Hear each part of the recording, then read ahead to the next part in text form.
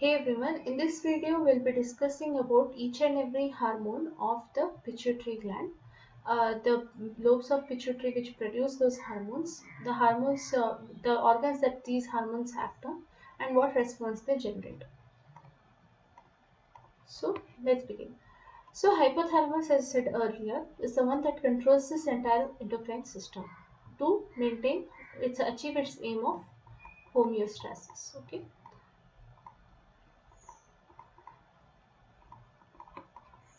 And this first directly controls the pituitary gland by either secreting the releasing hormone or the inhibiting hormone. It also secretes two hormones here that we'll be discussing. So first of all, this is the main function, however, the releasing and inhibiting part of the hypothalamus. So we'll be discussing this in majority. So hypothalamus first directly controls the pituitary gland. Now pituitary gland, as I said earlier, has two lobes. This is the frontal part, the adenohypophysis, and this is the posterior, the neurohypophysis. And adenohypophysis is further divided into two parts, the pars distalis or the anterior pituitary, the pars intermedia. This is the intermediate part which is fused with the neurohypophysis. The anterior pituitary now secretes the following hormones. So whenever there is the releasing or inhibiting or releasing hormone acts on the pars distalis, following hormones are secreted according to which releasing hormone is active. For example, if it secretes the pars distalis has the capacity of secreting growth hormone, right? So if for example, what happens is growth hormone releasing hormone is produced by this hypothalamus. Then this acts on the pars distalis and it stimulates it to produce the growth hormone. Okay, so the growth hormone here acts on the muscles and bones. Similarly, it has for all these hormones we'll discuss now. So growth hormone acts on the muscles and bones. Growth hormone is basically nothing but the hormone that actually stimulates growth in our body. So for example, so when a baby is born, it grows, right? So this growing and reaching to a specific height or a specific body stature is regulated by this hormone. As you know, our height, etc., is controlled by our genetics and also our environmental factors and our nutrition. So, what we eat and how we are, etc. So, growth hormone is usually done by the growth hormone is secreted according to what our genetics are. Then we have like growth hormone. What it does is it acts on the muscles and bones and it helps in the cell division.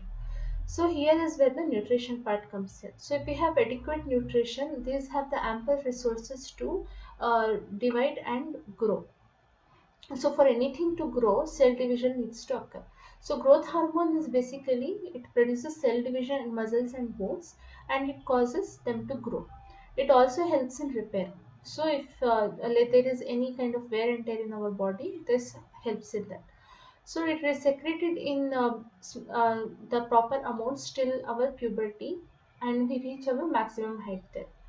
What happens in some people, it is secreted in excess. So it causes disorders such as gigantism and acromegaly. So there are some people who reach the height of 8 feet and 8.5 like that.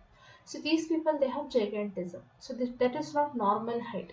And if you can see their faces, then they have furrowed brows. That is, they have the brow bone is very large in them. The cheekbones are very large, and their faces are elongated. So that is a disorder called acromegaly, and they have large joints, and they have large fingers, and they have large feet. And what this does is it's a very dangerous situation because it affects the heart also. So the heart also it becomes enlarged. So what that does is it puts a lot of stress on the heart to pump the blood throughout the body, and such people usually do not survive who have severe gigantism or acromegaly. They do not survive for very long. As if you have seen, if you actually search in the history as well, whoever have had like the highest, like the tallest person in the world, the tallest man in the world, they do not live very long. They live like till the 30s or something, like most of them. So what it does is primarily it regulates the growth of our body. So it does so by acting on our muscles and bones. Now how it does that is it regulates the cell division in our muscles and bones.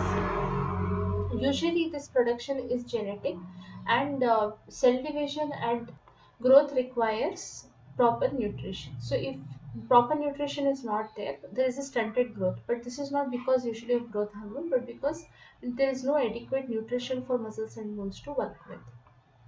Then we have another hormone called the prolactin. Pro means for and lactin means milk. So this is for releasing milk.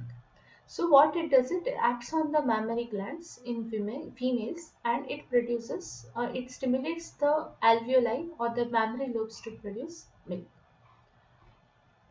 Then we have the thyroid stimulating hormone which acts on the thyroid gland. Then we have the adrenocorticotropic hormone which acts on the adrenal glands.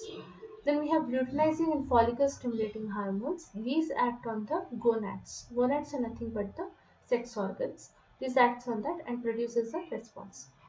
And these are also endocrine glands. So this actually stimulates these and produces hormones from them. Then we have the pars intermedia which secretes the melanocyte stimulating hormone. This acts on the pineal gland and regulates our daily 24-hour cycle, like when we sleep, when we wake up, etc. Then we have the neurohypophysis or the posterior pituitary. As I said here earlier, that neurohypophysis by itself does not synthesize any hormones. However, it only stores and secretes the hormones that are synthesized by the hypothalamus. Hypothalamus synthesizes these hormones, and then it travels through the axons. Axons, as I said, is the body of the neuron, like the long elongated portion of the neuron, and it goes into this neurohypophysis. It remains there until the signal is given by the hypothalamus to release these hormones, and release these hormones, and it regulates that synthesis. So basically it's just a storage part, it does not release any hormones. So here the two hormones that are stored are, first is oxytocin. Oxytocin is nothing but the birth hormone. So why is it called the birth hormone? So main function of oxytocin is to act on the smooth muscles. So smooth muscles in our body, what are smooth muscles in our body? The smooth muscles we can say are the intestines, then we have the uterus, or anything that are visceral organs like the esophagus, etc. And then it acts on that, but majorly it acts only on the uterus and also the mammary glands. So what happens is, whenever a mother, or like whenever a woman reaches like at the end of the term of her pregnancy, the baby grows, and when the baby grows to the full size, it moves inside the womb. So when it moves inside the womb, it generates a signal, like it's a time to actually give birth. So when the baby moves inside the womb and it signals, like the walls of the uterus stretch, they signal the hypothalamus to release the oxytocin hormone, that it is a time to give birth.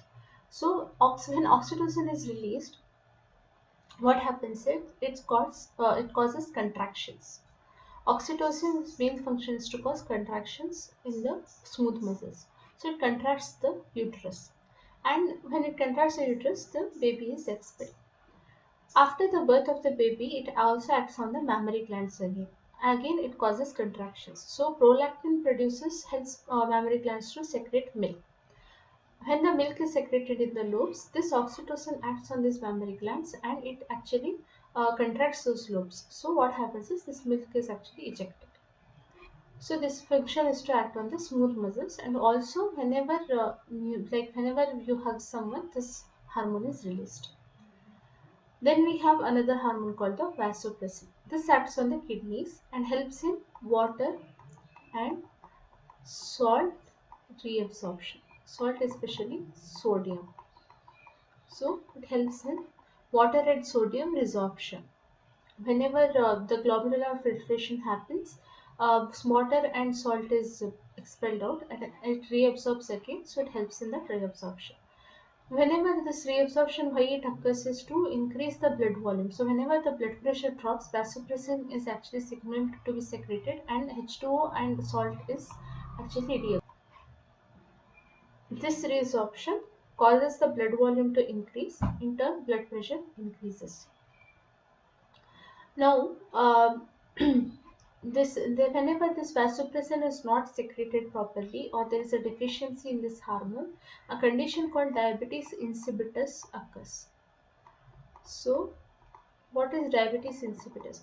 Diabetes, we know, is due to the problem with insulin. There is excessive urination. One of the symptoms of diabetes is excessive urination. However, whenever diabetes mellitus or diabetes that is due to insulin occurs, what happens is urine contains certain bodies called ketone bodies, and also it contains sugar mainly. When there is no sugar or ketone bodies present in the urine, this is called diabetes insipidus.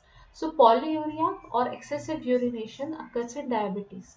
So even if it is related with the insulin or with this diabetes insipidus, excessive urination is present. But when it happens with the insulin related diabetes, sugar is present in the urine, mainly sugar, and then if it happens due to this vasopressin, then it is diabetes insipidus. That is, it does not contain any sugar, it's just normal urine but excessive urination. And this is a very dangerous condition because it can cause severe dehydration. No matter how much water they drink, they still urinate, and it can cause electrolyte imbalance. So we'll be discussing all these glands and all these hormones one by one in the following videos.